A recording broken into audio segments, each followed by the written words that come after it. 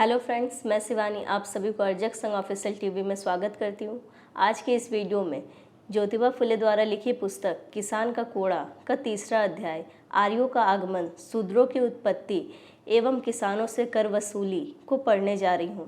Video शुरू करने से पहले आप सभी से विनती करती हूँ कि वीडियो को लाइक, शेयर और चैनल को सब्सक्राइब जरूर करें।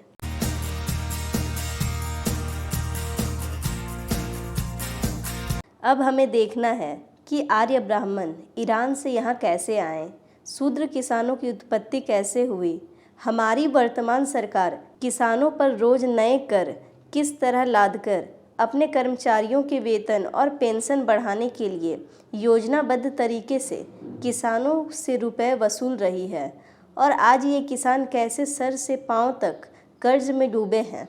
इस अनसुलझे ब्रह्मांड शून्य में तत्वों के संगठन विघटन से असंख्य सौर मंडल के निर्माण और विनाश हुए।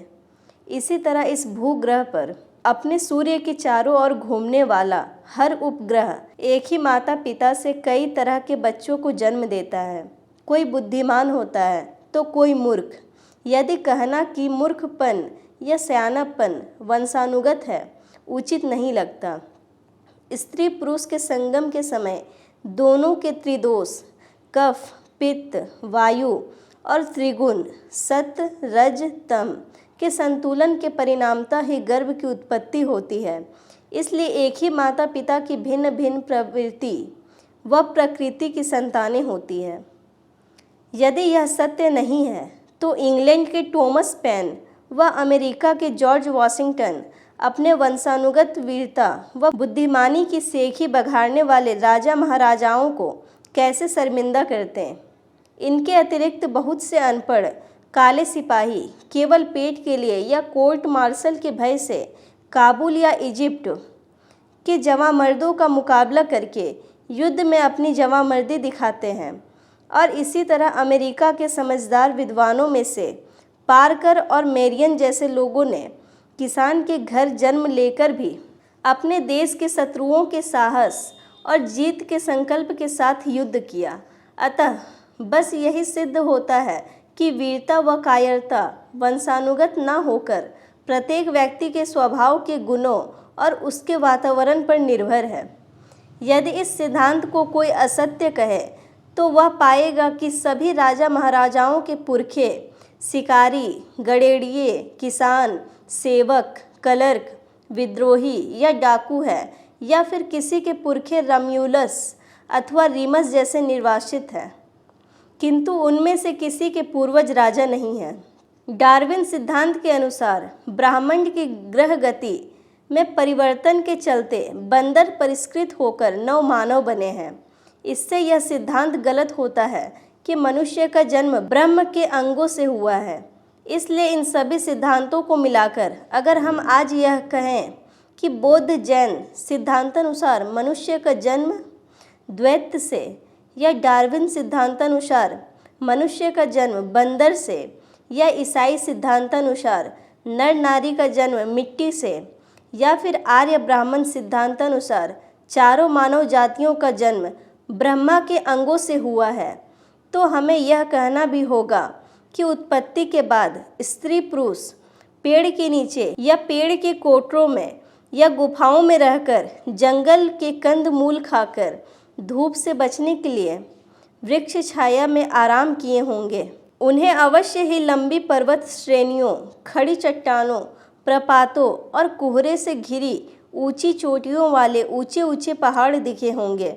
वैसे ही नीचे घाटियों, मैदानों में बड़, पीपल जैसे विशाल वृक्ष दिखे होंगे। फल के बोझ से झुके हुए कटहल, आम, नारियल, अंजीर, पिस्ते, बादाम आदि के पेड़ दिखे होंगे और उन वृक्षों पर दाख अंगूर की बेलें छाई हुई दिखी होंगी।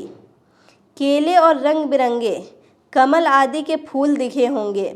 सारी भूमि अनेक प्रकार के फूल पत्तों से लदी कालीन सी लगी होगी और उस पर पेड़ ऐसे लगे होंगे मानो उसी समय के लगे हों। इसी तरह नदी नालों के आसपास की रेतीली भूमि पर खरबूज, तरबूज, ककड़ी, खीरे फैले हुए दिखे होंगे।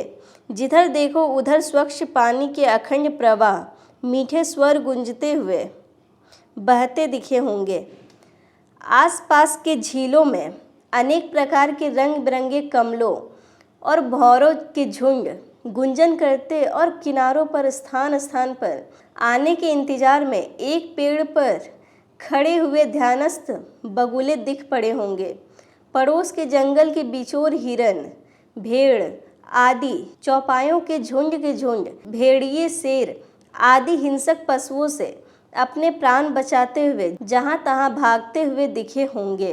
पेड़ों पर कोमल मधुर स्वर के तानसेन को मात करने वाले पक्षी गान में मग्न दिख पड़े होंगे और आकाश में बाज आदि शिकारी पक्षी उन्हें पकड़ने के लिए मंडराते हुए अचानक उन पर झपटा मारने के अवसर की ताक में दिखे होंगे।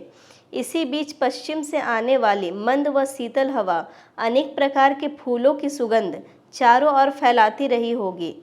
ये सब देखकर अपने बौद्ध, ईसाई, मुसलमान, अछूत, ब्राह्मण आदि के पुरखों को कितना आनंद आता होगा। मगर हाय, वस्त्र व औजार बनाने का ज्ञान न होने से लंबे लंबे नाखून और बाल के साथ तब उन्हें बिल्कुल नंगे रहना पड़ता होगा। मिट्टी व धातु के बर्तन बनाना न आने के कारण वे पानी के किनारे घुटने टेककर जानवरों के समान या फिर हाथों की अंजलि से पानी पीते होंगे। जिन्हें तवे और चक्की बनाने की जानकारी नहीं थी, उन्हें रोटी फुलकों के स्वाद का क्या पता। जिन्हें भेड़ आदि जानवरों की चमड़ी उतारने की जानकारी न थी, उन्हें नंगे पैर चलना ही पड़ता होगा। जिन्हें 100 तक गिनती नहीं आती, उन्हें सोम रस के नशे में यज्ञ के बहाने गाय बैल को भूनकर खाने की जानकारी कहाँ से होती। सारांश यह है कि यदि उनके सामने कोई कपटी या धूर्त ताड़पत्र पर कुरेदकर लिखे वेद के समान पुस्तक लाकर रखता, तो वे उसे हाथ में लेते ही इसमें कोई सुगंध या रस न पाकर उसकी क्या दशा करते, यह कल्पना से परे है। इन्हीं असभ्य द्वारा लिखे वेद के अनुसार हमारे पूर्वज श्राद्ध के अवसर पर या सोमरस पीने पर दूसरों की गाय चुराकर मारकर खाते थे। किंतु सिर्फ कंद मूल पर जीने वाले मूल पुरखों के लिए ऐसा सोचना भी बेकार है, क्योंकि वे इतने पवित्र रहे होंगे कि उन्हें इन मतलबी ग्रंथकारों को अपना वंशज कहना भी उचित नहीं लगा होगा। उनके सामने इन लेखकों को तू बौद्ध है, तू ईसाई है, तू मुसलमान है ऐसा कहने, या तू अछूत है इसलिए नीच है और हम ब्राह्मण हैं इसलिए उच्च हैं, ऐसा कहना कि क्या हिम्मत भी हुई होगी। खैर, कुछ समय बीतने के बाद मूल पुरखों की संतानें बढ़ जाने पर वे अपने नाती पोतों के रहने के लिए पेड़ों की डालियों पत्तियों से अलग अलग छोटी छोटी झोपड़ियां तैयार कर उनके चारों ओर कटीली झाड़ियों से घेराबंदी कर अंदर जाने के रास्ते पर पत्थर रखे होंगे। फिर वे हिंसक पशुओं से रात में रक्षा के लिए एक प्रहरी रखे होंगे, ताकि बच्चों के साथ साथ अन्य लोग भी शांति से सो सके। इसलिए हम सब ग्रामवासी आज तक द्वारपालों को उनके श्रम के लिए प्रतिदिन भोजन देते हैं, और इसी तरह हम ग्रामवासी पुलिस विभाग के सभी सिपाहियों सहित ऐसे ही अन्य कार्यकर्ताओं को रोटी के बदले पुलिस फंड देते हैं। इन दोनों में क्या अंतर है? अछूत के हाथ में लाठी और पुलिस के हाथ में सरकारी डंडा। खैर, तब उसी गांव में बच्चों के मामूली झगड़े बढ़ जाने पर गांव के छोटे बड़े सभी लोग किसी पेड़ की छाया में बैठते होंगे और अपराधी को दंड दिया जाता होगा, क्योंकि उस समय आज के जैसे बड़े बड़े टाउन हॉल अथवा थाने बनाने का ज्ञान ही उन्हें कहाँ था। परंतु कुछ समय बाद उनके परिवार जैसे जैसे बड़े होंगे, वैसे वैसे उनमें सुंदर स्त्रियों और जंगलों के उपभोग के लिए झगड़े बखेड़े बढ़े होंगे, और जब ये झगड़े मैत्रीपूर्ण ढंग से न सुलझने लगे होंगे, तब उनमें से ज़्यादातर बुद्धिमान व्यक्तियों ने अपने सामान व अपने स्त्री बच्चों को समेटकर अपने ही समूह के स्त्री पुरुषों के साथ दूर दूर के स्थानों पर थोड़े बहुत अंतर पर गांव बसाए होंगे। ऐसे बुद्धिमान लोगों को शेष गांव के लोग पटेल या देशमुख बनाकर उनकी ही आज्ञा में रहने लगे होंगे। यहाँ तक कि आज भी लोग यही कर रहे हैं। आज एक तरफ ये अनपढ़ ही पटेल, देशमुख, भट्ट ब्राह्मण और कुलकर्णियों के इशारे पर गांव के लोगों में झगड़े फसाद खड़े करते हैं, तो दूसरी तरफ विवाह के अवसर पर आपस में पूछताछ करने की प्रथा भी दिख पड़ती है। पूछे जाने वाला सवाल, आपका गांव कौन सा है और आपका उपनाम क्या है? जवाब, हमारा गांव पुना है और हमारा उपनाम जगताप है। सवाल, तो सासवड़ के जगताप आपके कौन लगते हैं? जवाब, सासवड़ के जगताप और हम एक ही हैं। लगभग 7-8 पीढ़ियां हो गई हमें सासवड़ से पूना आए। आज भी हम अपने संस्कार सासवड़ जाकर ही करते हैं, क्योंकि हमारे उनके देवी देवता एक ही हैं। सवाल, तो फिर आपका हमारा रिश्ता आसानी से जम सकता है, क्योंकि सासवड़ के जगताप हमारे रिश्तेदार ही हैं। आप उधर का संबंध मात्र बता दें तो शादी तय और तारीख पक्की। इन सत्य बातों के प्रमाण के प्रश्न पर मेरा उत्तर यह है कि सोने के लोभ में ईरान से आए आर्यों ने इस देश के मूल निवासी आस्तिक राक्षस आदि का विनाश कर बचे हुए शिरोमणि दस्यु लोगों पर लगातार आक्रमण करके उन्हें अपना दास बनाकर तंग करना प्रारंभ किया। उस समय विजयी आर्य लोगों ने पराजित शूद्रों के पूर्वजों की सही जानकारी कैसे लिखी होगी? बहुत समय बीत जाने के बाद जब गांव वालों का गुजारा वन के फलों से नहीं होने लगा होगा, तब वे मछली, पशु पक्षी आदि शिकार करने लगे होंगे। फिर इससे भी काम न चलने पर हारकर उन्होंने खेती का काम शुरू किया होगा और तब उनका गुजारा ठीक से होने लगा होगा। आगे चलकर कुछ समय बाद हल आदि साधन बनने के बाद वे बड़े पैमाने पर खेती करने लगे होंगे। जनसंख्या के बढ़ते जाने पर चरागाह व सीमा के प्रश्न पर लड़ाई झगड़े, खून खराबे होने लगे होंगे। इन विषयों पर सभी लोगों का एक स्थान एकत्रित होना कठिन हो गया होगा। इसलिए एकमत होकर यह निर्णय लिया होगा कि सभी प्रांतों, गांवों के लोग अपने गांव के किसी समझदार व्यक्ति को प्रतिनिधि चुनें और सभी प्रतिनिधि एक जगह जमा होकर बहुमत से हर काम को सुलझाएं और तब यह परंपरा चल पड़ी होगी। इस प्रकार आज तक हम चुने हुए जूरी सदस्यों से ही बड़े बड़े झगड़े सुलझाने की परंपरा मानते आ रहे हैं। आगे चलकर नदी पार जाकर कितने ही वंश के लोगों ने खेतों में बुआई कर वहीं पर बस्तियां स्थापित की होगी और तब चारों ओर जनसंख्या बढ़ गई होगी। तब वर्षा के अभाव में अनेक स्थानों पर फसल बर्बाद हुए होंगे। सारे नदी नाले तालाब सूख गए होंगे। जंगल के पशु पक्षी जिधर पानी मिले उधर चले गए होंगे। भूखे प्यासे लोगों के झुंडों को देखकर कुछ ताकतवर लोगों ने उन्हें नौकरी देकर और अपने साथ कर समृद्ध बस्तियों को लूटा होगा। फिर अपना प्रभुत्व जमाकर खुद को राजा घोषित किया होगा। इस विषय पर यदि हम शोध करें तो वंश परंपरा से चले आने वाले राजाओं के पूर्वज इसी घरानों के मिलेंगे। खुद को स्थापित करने के लिए इन राजाओं ने सभी प्रांतों के निवासियों के द्वारा उनके बुद्धिमान प्रतिनिधियों का चुनाव करके उनकी सलाह से देश की सुरक्षा कर सकने योग्य सेना गठित की होगी। सेना का खर्च निकालने के लिए लगान की व्यवस्था कर उसकी वसूली के लिए तहसीलदार और चपरासियों की नियुक्तियां की होगी। फिर कुछ समय के बाद चारों ओर समृद्धि हो जाने से बली अर्थात बलूचिस्तान के बहुत से प्रभावशाली प्रतिनिधियों ने इन लुटेरों का वैभव देख खुद उन देशों के राजा बन गए होंगे, क्योंकि प्रजातंत्रात्मक व्यवस्था मिट गई थी और ईरान के इस ओर के क्षेत्र के 56 देशों में 96 वंशों के प्रतिनिधियों ने अपने अपने अलग राज्य स्थापित कर लिए थे। वे एक दूसरे की सहायता करके अपने अपने राज्य निर्विघ्न चला रहे थे। इसलिए सैकड़ों वर्ष तक इनके राज्य वैभव में किसी तरह की बाधा नहीं आई। दस्यु, आस्तिक, अहीर, असुर, उग्र, पिशाच, मातंग आदि लोगों के राज्य में सारी प्रजा सुखी थी और खजाना धन धान्य से भरा था। इतना ही नहीं, इन सब में दस्यु लोगों के अत्यंत बलवान होने से लगभग सभी यवनों पर उनकी इतनी धाक रही होगी कि सभी यवन दस्युओं के साथ हमेशा स्नेह भावना व सरल मन से व्यवहार करते होंगे और इसलिए दस्यु लोग उनकी हर प्रकार से सहायता करके उनसे सलाह मशवरा भी लेते रहे होंगे। इसी कारण यवनों में दस्युओं को दोस्त कहने की प्रथा भी चली होगी।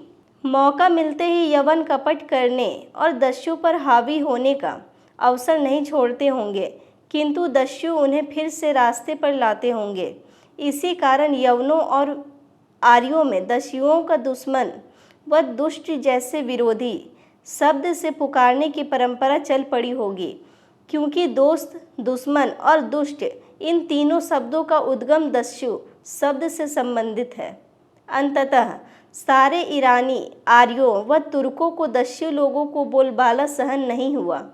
तब 18 किस्म की अलग अलग पगड़ी पहनने वाली जातियों सोना लूटने की इच्छा से दस्युओं के देश पर बार बार आक्रमण किया, परंतु बलि राजा, अधीनस्थ काल भैरव और खंडेराव जैसे सूरवीरों ने उनकी दाल बिल्कुल न गलने दी।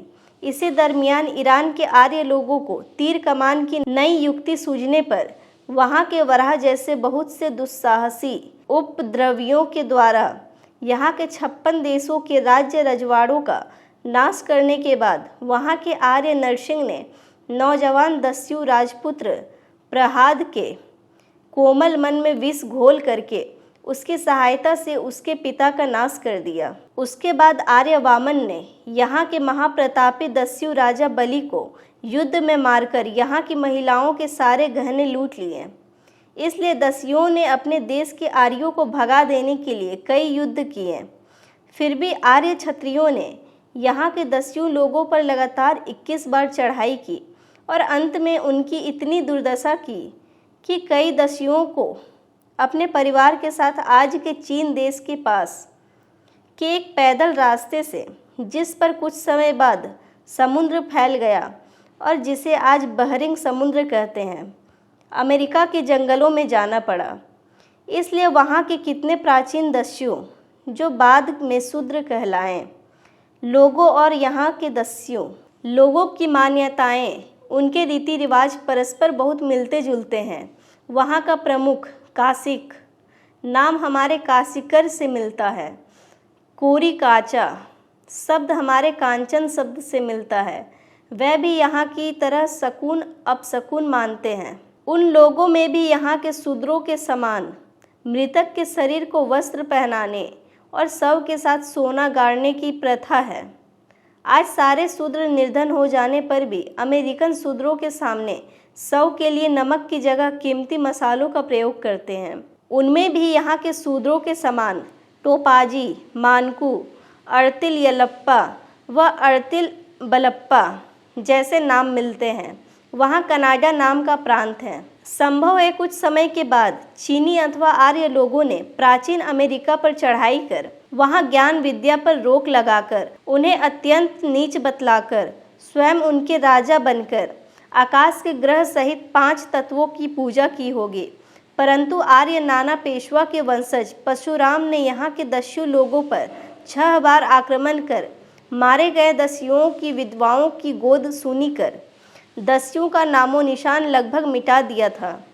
बचे हुए शेष दस्युओं को दास और अनुदास अर्थात शूद्र तथा अतिशूद्र इन 2 वर्गों में बांटकर आर्य ब्राह्मणों ने उन्हें तंग करने के लिए तरह तरह के स्वार्थी व अत्याचारी कानून बना दिए। इनमें से कुछ कानून जो लिखित रूप में मनुस्मृति जैसे कठोर और पक्षपात पूर्ण ग्रंथ में मिलते हैं, वे इस प्रकार हैं। जिस स्थान पर शूद्रों का राज्य हो वहाँ आर्य ब्राह्मण बिल्कुल न रहे। शूद्रों को ब्राह्मण किसी तरह का ज्ञान न दें। इतना ही नहीं, अपना वेद घोष शूद्र के कान में भी न पड़ने दें। शूद्रों के साथ ब्राह्मण संधि प्रकाश काल, सूर्योदय व सूर्यास्त के आसपास के समय में यात्रा न करें। शूद्रों का शव केवल दक्षिण दिशा के नगर द्वार से ही ले जाया जाए। आर्य के शव को शूद्र स्पर्श न करे। राजा को चाहे भूखा मरना पड़े, वह ब्राह्मणों से कर व लगान हरगिज न ले। राजा को चाहिए कि वह ब्राह्मणों के लिए वार्षिक वृत्ति की व्यवस्था करे। यदि विद्वान ब्राह्मण को धरोहर मिले तो वह अकेला ही उसका उपभोग करे, परंतु यदि राजा को कहीं धरोहर मिल जाए तो वह आधी धरोहर ब्राह्मण को दे दे। आर्य ब्राह्मण किसी भी प्रकार का अपराध करे तो उसे बिना क्षति पहुँचाए सीमा पार कर दिया जाए। ब्राह्मण अपनी सेवा चाकरी शूद्र से करवाए, क्योंकि भगवान ने शूद्र को ब्राह्मण की सेवा के लिए ही उत्पन्न किया है। यदि ब्राह्मण ने अपने किसी काम में अत्यंत उपयोगी होने से शूद्र को सेवा मुक्त कर दिया हो तो उसे दूसरा कोई भी ब्राह्मण अपनी सेवा में ले ले, क्योंकि शूद्र का जन्म ही सेवा करने के लिए हुआ है। ब्राह्मण यदि भूखा मरने लगे तो वह शूद्र की सारी संपत्ति का उपयोग कर सकता है। लावारिस ब्राह्मण की संपत्ति राजा को कभी नहीं लेनी चाहिए, यह मौलिक कानून है। ब्राह्मण को छोड़कर सभी जाति की लावारिस संपत्ति आवश्यकता पड़ने पर राजा ले ले। ब्राह्मण ने जानबूझकर अपराध किया हो तो उसे सपरिवार सीमा पार के अतिरिक्त कोई दंड न दिया जाए, परंतु यही अपराध अन्य किसी जाति वाले व्यक्ति ने किया हो तो उसे अपराध के योग्य दंड दिया जाए। ब्राह्मण के पास शूद्र को नौकरी न मिलने पर वह अपनी क्षमता अनुसार काम करे। बुद्धिमान शूद्र भी अधिक संपत्ति का संचय न करे, क्योंकि संपत्ति वो गर्व से वह ब्राह्मण को धिक्कारेगा। ब्राह्मण शूद्र से कभी भिक्षा न मांगे, क्योंकि उस भिक्षा से होम हवन करने से वह अगले जन्म में चंडाल बनेगा। कुत्ता, बिल्ली, उल्लू, कौवा आदि के मरने पर ब्राह्मण ने शूद्र की हत्या की है, ऐसा समझकर वह चंद्रदायन का प्रायश्चित करे, वह तभी दोष मुक्त होगा। ब्राह्मण ने बिना हड्डी के प्राणियों की हत्या की अथवा हड्डी वाले 1000 प्राणियों को मार डाला हो तो चंद्रदायन प्रायश्चित कर वह दोष मुक्त हो जाएगा। शूद्र ने यदि ब्राह्मण को घास या तिनके से भी मारा या उसका गला धोती से मरोड़ा या उसे बोलते समय टोका या उसे धिक्कार पूर्वक कोई शब्द बोला हो तो उसे ब्राह्मण के सामने भूमि पर गिरकर क्षमा मांगनी चाहिए। इससे भी अधिक शूद्रों के लिए विभत्स लेख आर्य ब्राह्मणों की पुस्तकों में मिलते हैं। उनमें से कितने ही लेखों का यहाँ लिखा जाना भी लज्जाजनक होगा। तत्पश्चात आर्यों ने गांव-गांव में बहुत से कुलकर्णी नियुक्त किए और शुरू से अंत तक न पूछे जाने वाले प्रहात जैसे कायर दस्युओं को विस्वार्थवश अपने धर्म में जोड़कर उन्हें देशस्थ ब्राह्मण बनाया। तभी तो मूल शूद्रों के रीति रिवाज, रंग रूप और उनके कुल देवताओं में भी समानताएं हैं। पर दूसरी तरफ आज तक देशस्थ व कोकनस्थ ब्राह्मणों में परस्पर रोटी बेटी का भी व्यवहार नहीं। पेशवा सरकार ने देशस्थ और कोकनस्थ ब्राह्मणों में रोटी बेटी के व्यवहार की प्रथा चलाई है। उपरोक्त प्रथा की स्थापना के अनुसार आर्य ब्राह्मण यहाँ के राजा बनकर अपने को 18 वंशजों में श्रेष्ठ बताकर खुद को ब्राह्मण गुरु कहने लगे। फिर स्वर्ग और नरक को अपने अधीन मान खुद को सभी सुखों का मालिक समझ छाती पर लाल मिट्टी मल, दंड मारने के स्थान पर स्नान ध्यान कर, शरीर पर चंदन लेप, माथे पर केसर कस्तूरी लगा, दिन रात पूजा पाठ कराते हुए ब्राह्मणों ने अपनी मौज मस्ती का क्रम चलाया। उनमें से कुछ भांग के नशे में, स्वार्थ पूर्ण ग्रंथ लिखने की धुन में, कुछ योग मार्ग ढूंढने की धुन में और बचे हुए कुछ खुद को 18 वर्णों में श्रेष्ठ बताने में लग गए। इसी आसपास आर्य ब्राह्मणों ने कुछ घुमक्कड़ जाति के लोगों को अपने धर्म से जोड़ने की मुहिम भी चलाई। तब आर्य धर्म के त्रस्त इन लोगों ने आर्य विरुद्ध कुछ ग्रंथ लिखे और अपने ही आत्मस्वरूप लिंग की पूजा शुरू की। इसी से लिंगायत नाम के नए धर्म का प्रचलन होगा। इसके बाद आर्य ब्राह्मणों ने अपने अधीन कठोर परिश्रमी शूद्र दलित किसानों को सबसे अधिक धिक्कारा, उनको विद्या दान देने की पूरी तरह पाबंदी लगा दी और उनकी दशा पशु से भी बदतर कर दी होगी। पूरी तरह ज्ञान शून्य हो जाने से इन अनपढ़ लोगों को आज तक शासन व धर्म के क्षेत्र में आर्य ब्राह्मण इतना लूटते रहे कि उनसे अमेरिका के हबशी गुलामों की अवस्था भी अच्छी थी। मगर इधर कुछ सदियों पहले मुहम्मदी सरकार ने उन पर दया कर लाखों शूद्र व अति शूद्रों को आर्य धर्म के चंगुल से मुक्त करने के लिए उन्हें जबरदस्ती मुसलमान बनाकर सुखी कर दिया।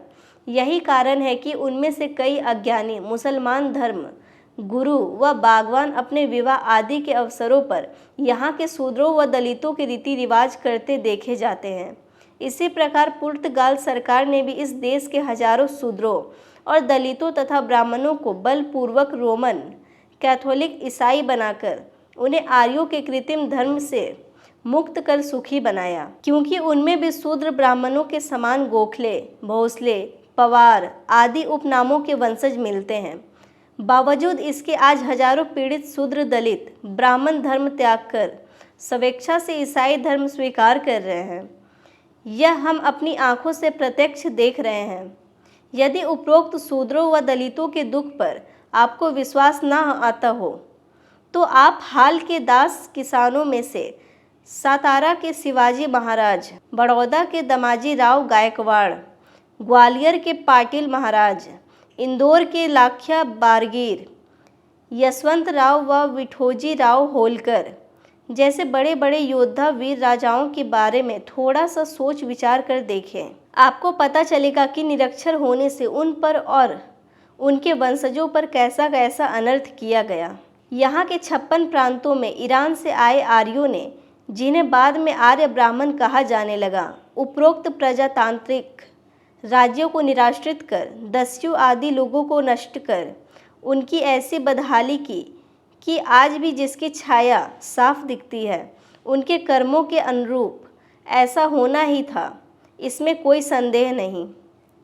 उधर ईरान पार के ग्रीस लोगों ने प्रजातांत्रिक राज्य की जी जान से बढ़कर रक्षा की। जब सेखी बघाड़ने वाले ईरानी झरकिस्सस ने ग्रीक देश को बर्बाद करने के लिए लाखों की सेना लेकर ग्रीस देश की सीमा पर डेरा जमाया, तब स्पार्टा शहर के कुछ देशभक्त सिपाहियों ने खिड़की के मार्ग से उनकी सेना की छावनी पर आक्रमण कर और उन्हें पछाड़कर ईरान भेज दिया। इटली देश के रोमन लोगों ने भी ऐसा ही किया। तब लगभग सारे यूरोप, एशिया और अफ्रीका आदि भागों के अनेक देशों में प्रजातांत्रिक राज्य की धूम मच गई और इन देशों में विद्या, ज्ञान व धन की इतनी श्रेष्ठता बढ़ गई कि उनमें अनेक सुप्रसिद्ध साहित्यकारों, वक्ताओं और सीपियों जैसे देशभक्त वीरों ने जन्म लिया। उन्होंने अफ्रीका के हनीबोल जैसे रणवीरों को परास्त कर उसे दंडित किया।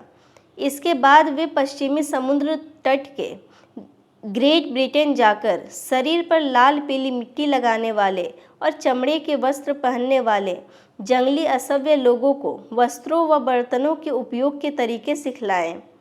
उन पर शासन करते हुए हाथ में डंडा लेकर उन्होंने उन लोगों को प्रजातंत्र का पाठ पढ़ाया।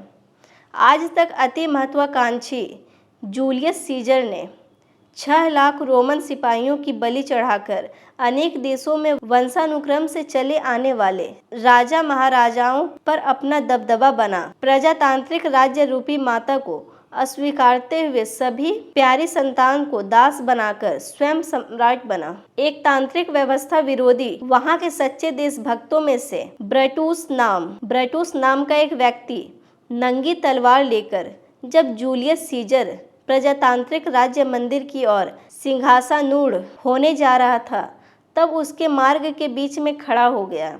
जूलियस सीजर की नज़र ब्रूटस से मिलते ही वह शर्मिंदा होकर अपनी कमीज के आंचल से मुंह छिपा लेता है। देशवासियों को एकांतरित राज्य की श्रृंखला से मुक्त रखने के लिए जूलियस सीजर से अपनी मित्रता की तिल मात्र परवाह न कर ब्रूटस उसके पेट में खंजर घुसेड़ देता है और जूलियस सीजर का शव धरती पर गिर पड़ता है। परंतु जूलियस सीजर ने पहले ही सरकारी खजाने से पैसा निकालकर बेमतलब खर्च करके बड़ी बड़ी दावतें की थी। इस कारण वहाँ के बहुत से सरदार उसके ऋणी थे। परिणाम स्वरूप चारों ओर मार काट मच गया और प्रजातांत्रिक राज्य की इमारत ढह गई। 12 सीजरों के कार्यकाल के बाद रोमन लोगों का वैभव नष्ट हो जाने से वे अंग्रेजों को वहीं छोड़ अपने देश इटली लौट आए। परंतु उसी समय अंग्रेजों के आसपास के स्कॉच, सैक्सन आदि महान आविष्कारक लोगों ने पीतल तांबे को सोना में मिलाने की तरह राजाओं और वंशानुगत अधिपतियों को प्रजातांत्रिक राज्य से जोड़कर सबको संतुष्ट किया। वहाँ ज़्यादातर पहाड़ी प्रदेश होने से खेती से सभी का निर्वाह संभव न था, इसलिए नाना प्रकार के कला कौशल व व्यापार धंधों की बदौलत वह लोग विद्या, ज्ञान और धनोपार्जन में सबसे आगे होते जा रहे थे। इस तरह अरबस्तान के हजरत मोहम्मद पैगंबर के अनुयायियों ने ईरान के मूल निवासी आर्यों के राज्य वैभव को बर्बाद कर ब्राह्मणों के द्वारा रस चूस चूस कर खोखले बने हिंदुस्तान पर अनेक आक्रमण करके अधिकार कर लिया। बाद में ये मुसलमान बादशाह दिन में तानसानी संगीत सुनकर, रात में जनाना खाने में पहुंचकर रंगरेलियां मनाने लगे। इसी दरमियान अति धूर्त अंग्रेजों ने मुसलमानों की पगड़ी पर हथौड़ा चलाकर इस देश को आसानी से अपने काबू में कर लिया। यह कार्य बहुत पुरुषार्थ का था, ऐसा मेरा कहना नहीं, क्योंकि इस देश की जनसंख्या के दशांश ब्राह्मणों ने अपने खोखले धर्म और लेखन की राजनीति के शेष 9 दशांश लोगों को विद्या, ज्ञान, शूरवीरता, चतुराई और शक्ति के क्षेत्र में पहले ही हीन कर डाला था। परंतु जब अंग्रेजों को इन 9 दशांश लोगों की स्वभाव का परिचय मिला कि ये असभ्य, जंगली होकर पूरी तरह ब्राह्मणों के सिद्धांत पर चलने वाले हैं, तब वे इन ब्राह्मणों को तरह तरह के लालच देकर लगभग सारे कार्य उन्हें सौंप दिए और स्वयं हर समय कीमती वस्त्र, विलासी वस्तु, घोड़ा गाड़ी और खाने पीने में डूबे आनंद मग्न रहने लगे। लगभग सभी अंग्रेजों व ब्राह्मणों को बड़ी बड़ी तनख्वाह, पेंशन आदि देने के लिए अंग्रेजों ने रूखी सूखी कच्ची पक्की रोटी खाने वाले, रात दिन खेत के कामों में जुटे रहने वाले मेहनत किसानों पर लगान लगाया और वे हर 30 वर्ष के बाद मनमाना लगान बढ़ाते गए और उनके अनपढ़ बच्चों को शिक्षा देने का झांसा देकर उनके सिर पर लोकल फंड का एक अन्य बोझ डाल दिया और किसान लोग रात दिन अपने बाल बच्चों के साथ खेती में जुटे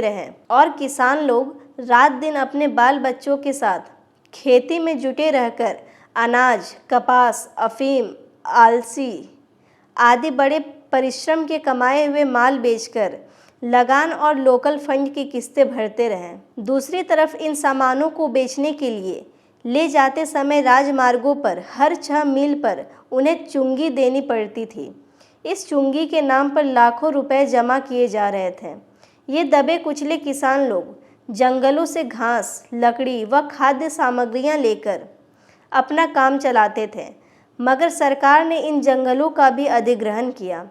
इतना ही नहीं, रूखी सूखी रोटी के साथ प्रयोग में आने वाले नमक पर भी टैक्स लगा। खेत के लिए भरपूर पानी मिले और फसल सुरक्षित रहे, इसके लिए नहरें बनाने जैसे दिखावटी भावना के भीतर ही भीतर अपने देश के बंधु यूरोपियन इंजीनियरों को मोटी तनख्वाह देने के लिए हिंदुस्तानियों के सिर पर अंग्रेजों ने कर्ज का अतिरिक्त बोझ डाला। उस कर्ज में से लाखों रुपए खर्च कर जगह जगह नहरें बनाई गई, किंतु उन नहरों की मनमानी कीमत अनपढ़ किसानों से लेकर भी क्या उनके खेतों में आवश्यकता भर पानी छोड़ने की व्यवस्था हो सकी?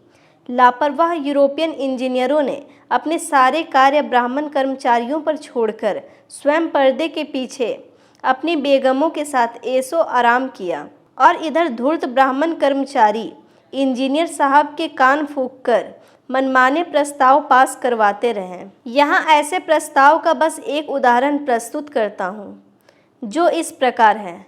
समयानुसार नहर का पानी समाप्त हो जाने से किसानों की सारी फसल झुलस जाने की जिम्मेदारी सिंचाई विभाग पर नहीं रहेगी। हजारों रुपए हर महीने वेतन उठाने वाले काले व गोरे इंजीनियरों को, जिन्हें बांध में कितने गैलन पानी है इसका भली भांति ज्ञान है, क्या यह अधिकार नहीं है कि वे केवल उन्हीं क्षेत्रों में पानी भेजने की आज्ञा दें जहां फसल पकने तक पानी भेजा जा सके। अधिकारियों के द्वारा पानी छोड़ते समय किसानों का तो नाको दम होने लगा, क्योंकि पानी नहीं पहुंचने की शिकायत बड़े अधिकारियों के पास ले जाने से उन्हें पानी के बदले कटु बातें कह दी जाती थी।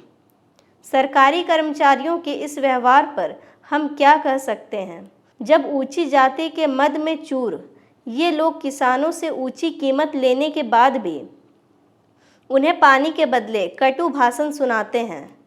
तात्पर्य यह है कि आलसी स्वार्थी कर्मचारियों पर आश्रित हमारी न्यायपूर्ण सरकार आज जब पानी की कीमत नहीं घटा रही है और बेघर कंगाल किसानों से कठोर दिल के कर्मचारियों को पैसा दिलवा रही है, तब हमारी रहमदिल सरकार को चाहिए कि हर किसान को उसके खेत के अनुसार एक एक नल लगा दें, ताकि वह आवश्यकता से अधिक पानी न ले सके। इससे पानी छोड़ने वाले कर्मचारियों पर खर्च होने वाले पैसों की भी बचत होगी और यह व्यवस्था किसानों के पानी की दर कम करने के लिए बहुत उपयोगी रहेगी। इससे सिंचाई विभाग को पानी की दर घटाने के लिए अलग से प्रस्ताव भी नहीं लाना पड़ेगा। अनपढ़ किसानों पर लोकल फंड जैसा एक नया दंड भी लगाया गया है। इसके तहत शहर में लाते समय सभी साग सब्जी पर नगर पालिका किसानों से चुंगी वसूलने लगी। कभी कभी मनमानी दाम पर खरीदने वाले धूर्त दलाल चुंगी तथा गाड़ी भाड़ा से गुजर कर लाए गए माल के लिए किसान को भी नहीं बचता और वे अपने बच्चों के पास खाली हाथ ही लौट आते हैं। आज सिर्फ पुणे शहर की नगर पालिका की वार्षिक आय सांगली राजघराने की आमदनी की बराबरी कर रही है। उसी प्रकार बम्बई नगर पालिका की आय 10-12 औपनिवेशिक राजघरानों के बराबर है। इससे बाहर से तो भरा दिखे, अंदर पोलन पोल वाली कहावत चरितार्थ होती जान पड़ती है। जिधर देखो उधर विलायती खंभों से आती रोशनी, पक्की नालियों वाली चौड़ी सड़कें और कूड़े ढोने वाली गाड़ियां नजर आती हैं। शौचालय और विलायती नले नजर आते हैं। पुराने जमाने के मूर्ति पूजक राजा महाराजा अंग्रेजों जैसे विद्वान नहीं थे, मगर उन्होंने अपनी प्रजा की सुख सुविधा के लिए राजमार्गों के दोनों ओर छायादार बड़े बड़े वृक्ष लगवाए, गांव की सीमा पर पुल, अनेक स्थानों पर गढ़ी, छोटे छोटे किले, बांध, नहरें, कुएं, तालाब आदि बनवाए। अहमदानगर, औरंगाबाद, बीजापुर, दिल्ली, पूना आदि शहरों में पानी के बहाव के लिए नालियाँ, प्याऊ, मंदिर, मस्जिद, विश्राम गृह, शौचालय, स्नान गृह और जल स्रोत आदि वे सरकारी खजाने से बनवाते थे। किंतु हमारी बहुतत्व ज्ञानी एकेश्वरवादी अंग्रेजी सरकार म्यूनिसिपैलिटी के माध्यम से अनेक तरह से प्रजा का पैसा बटोरकर उपरोक्त सार्वजनिक कार्य कर भीतर ही भीतर सच्चाई व ईमानदारी से जीवन यापन करने वालों की क्षमता छीन करके मानो उन्हें दुर्गुणों को अपनाने का प्रशिक्षण ही दे रही है। इसके सिवाय अंग्रेज शासन के समृद्ध समय में 4 करोड़ प्रजा को 2 समय भरपेट भोजन भी नहीं मैसर था। एक दिन भी ऐसा न होता जब भूख की हुक उनके दिल में न उठती हो। ऐसी बातें प्रकाश में आई है। इसलिए हमारी न्यायप्रिय सरकार को चाहिए कि वह निरक्षर किसानों की खेती पर उचित लगान लगाकर उन्हें कृषि ज्ञान दे और पेशवे, टोपे, खाजगी वाले, पटवर्धन, फड़के आदि नमक हरामों के नक्शे कदम पर चलकर अपना जीवन बर्बाद न करें। साथ ही यह बात भी ध्यान देने योग्य है कि इस देश में अंग्रेजी शासन होने के बाद से इंग्लैंड के धूर्त लोगों ने अपनी बुद्धि के बल पर वहाँ के मशीन निर्मित माल यहाँ सस्ते दामों पर बेचकर सारे निरक्षर ढोर, मृतक पशुओं की खाल निकालने वाली अछूत जाति लुहार व जुलासों को कंगाल बना दिया। यहाँ चावल, कपास, चमड़े की खपत न होने से इंग्लैंड के व्यापारी ये माल इच्छानुसार कम दामों पर खरीद विदेशी धूर्त व होशियार लोगों को बेचकर इतना मुनाफा कमाए कि करोड़पति हो गए। संक्षेप में कहे तो इन सब कारणों से किसानों की खेती में लगाया गया खर्च निकालना भी कठिन हो रहा है। इसलिए वे मारवाड़ियों से कर्ज लेकर सरकारी लगान भर रहे हैं। इस विषय की सही जांच करने के लिए नियुक्त सरकारी ब्राह्मण कर्मचारियों को, जो ऐशो आराम और स्नान ध्यान में ही डूबे रहते हैं, इस काम को करने के लिए एक तरफ तो फुर्सत नहीं तो उधर नामी व्यक्तियों की समितियों के काबिल सरकारी कर्मचारियों ने अफवाह फैला रखी है कि किसानों ने विवाह आदि के अवसरों पर फिजूल खर्ची के चलते खुद को भारी कर्जदार बना लिया है। फलस्वरूप 4 घोड़ों की बग्गी पर बैठ फिरने वाले गुरुतुल्य महाज्ञानी स्टेट सेक्रेटरियों को जब किसानों का खोखला ऐश्वर्य भी सहन न हुआ, तब उन्होंने वहां के चतुर लोगों को तैयार किए माल पर चुंगी पूरी तरह से हटा ली। उन्होंने अपने बड़े बड़े साहूकारों को हर वर्ष बेहिचक लगभग 5 करोड़ रुपए ब्याज देते हुए गरीबी की त्रास से बेखबर न्याय परिषद और गोरे व ब्राह्मण कानूनविदों द्वारा यहाँ के गरीब साहूकारों का ब्याज रोकवा दिया। यदि सरकार को गरीब किसानों के लिए थोड़ा भी रहम है तो वह अपने विदेशी साहूकारों के 1 अरब रुपयों का ब्याज क्यों बंद नहीं करती। यदि ऐसा कर दिया जाए तो हम देखेंगे कि किसानों के पैर कैसे नहीं जमते हैं। यदि संचित धनराशि को कुछ विदेशी भूमि पर खर्च करने का नया अभियान हमारी सरकार अचानक शुरू कर दे तो उनकी ख्याति चारों ओर फैल जाए और फिर राजा और मिस्टर वेडरबर्न जैसे उदार लोग गोरे साहूकारों के ब्याज को न रोके जाने तथा नए नए बैंक खोले जाने पर सरकार की खिंचाई के बदले किसानों पर असफलता का इल्ज़ाम न थोपते। यदि अपने गवर्नर जनरल साहब सेना, विधि, वन, पुलिस, शिक्षा आदि जैसे छोटे बड़े सरकारी विभागों के उन कर्मचारियों की जिनका वेतन व पेंशन 100 रुपये से अधिक है, आमदनी कम करने के विदेशी सरकार से सिफारिश करके आगे कोई व्यवस्था न करें, तब किसान को भरपेट भोजन और तन ढकने के वस्त्र कैसे नसीब हो और वे ऋण मुक्त कैसे हो।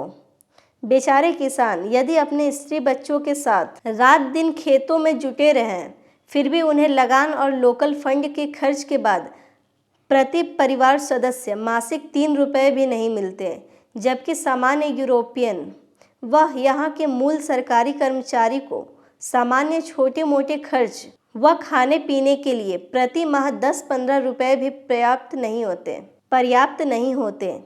फिर कलेक्टर आदि कर्मचारियों जैसे नवाबों के छोटे मोटे खर्च की बात करें तो हमारा कौन सुनेगा। यदि हम यहाँ के 8 बैल वाले शूद्र किसान जिसके 4-5 कमाऊ बेटे हो, घर बाहर संभालने वाली बेटी बहुएं हों और जिन्हें मारवाड़ी साहूकार या ब्राह्मण को 1 कौड़ी भी ना देना पड़ता हो कि स्थिति की यहाँ के गोरे सैनिक से तुलना करें तो उनमें काशी रामेश्वर से भी अधिक अंतर दिख पड़ेगा। इधर शूद्र किसान माथे पर चिथरे बांधे और कमर में खैनी चूना दबाए नंगे पांव तेज धार वाली सूखी घासों वाली भूमि पर 8 बैलों को संभालते हुए हल चलाता है, तो उधर पैंट पहने, शर्ट पर लाल कोट डाले, कारीगर की हुई तिरछी टोपी लगाए, सूती मोजे के साथ कोमल चमड़े वाले बूट बेल्ट पहने और कंधे पर घोड़ा दबाने वाला बंदूक लिए गोरे सैनिक खुले मैदान में सुबह शाम 1 घंटा परेड करते हैं।